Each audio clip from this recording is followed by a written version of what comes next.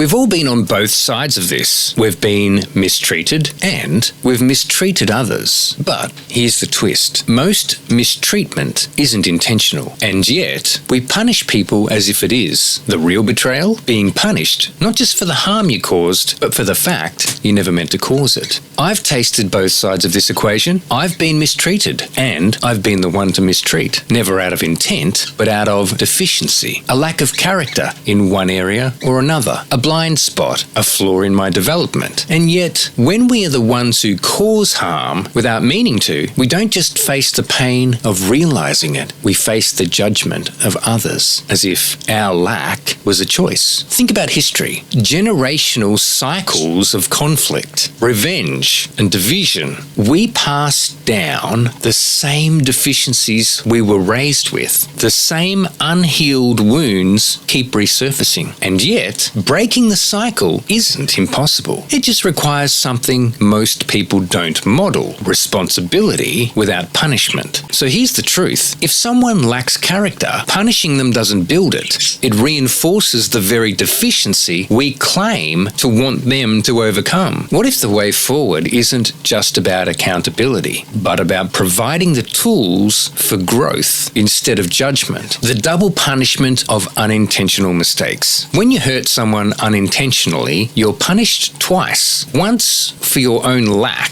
twice for the harm it caused. And the more society punishes, the less space we create for people to learn and grow from those deficiencies. The cycle of mistreatment and betrayal. Mistreatment doesn't come from nowhere. It comes from people carrying unresolved gaps in character, experience, or emotional intelligence. And when they act from those deficiencies, they create new harm, sometimes without realizing it. Then, instead of being guided toward growth, they're rejected. And rejection fuels further resentment, misunderstanding, and division. Taking responsibility versus assigning blame. Taking responsibility doesn't mean taking the fall. It means owning your part, making it right, and setting a better example. And when we see someone who lacks the character to do this, the answer isn't to punish them further. It's to offer them the tools to grow. Why this matters for the future? If we raise a generation that only knows punishment, we create more judgment and division. But if we raise a generation that learns to turn their own deficiencies into strengths, we create more leaders, more solutions, and more bridges instead of walls. What if the way forward isn't about justice, but about equipping people with what they were never given?